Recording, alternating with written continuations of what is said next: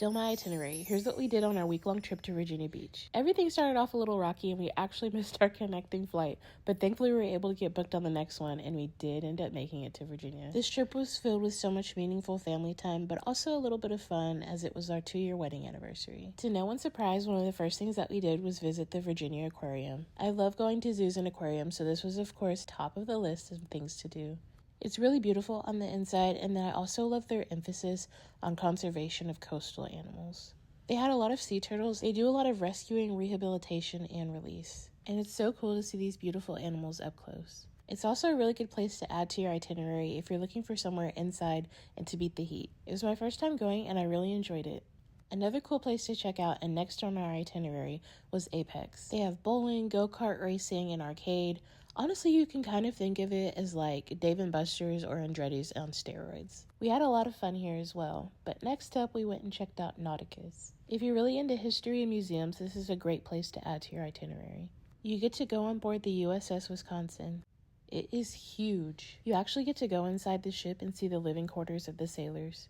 It's definitely a must-see for all of the history buffs out there. Back inside the Nauticus building has a little area of aquatic species, as well as a formal war museum.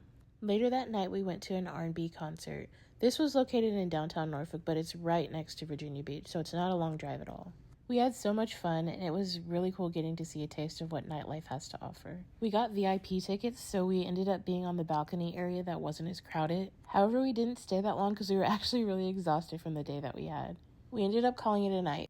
The next morning, we were up bright and early to head to the farmer's market. Once again, this is to no one's surprise that it was on my itinerary because I'm a farmer's market girly. This one was really cool and definitely seemed like a more permanent structure as opposed to a lot of other ones I've been to where they just have tents set up for the vendors. It was really cool getting to see local fruits and vegetables or other things that I haven't seen at other farmers markets. They also had cute little shops that were attached like this floral shop where they had some beautiful hand-blown glass. We got there pretty early in the morning, so it wasn't crowded. I just love shopping small and supporting locals, so this is definitely something to add to the itinerary as well. And finally, you know we couldn't go to Virginia Beach without going to the actual beach. Our first stop was some seaside drinks, and look at this view from our hotel balcony. It was the weekend, so the beach was pretty crowded, so we decided to walk along the oceanfront shops instead, and we found a really good pizza place. The next morning, we got up so we can watch the sunrise over the ocean, and it was so beautiful. We even got to see some dolphins while we were eating breakfast. We rented some chairs and umbrellas and ended up spending the whole day on the beach. As I mentioned, it was also our wedding anniversary, so we went out for a cute date night.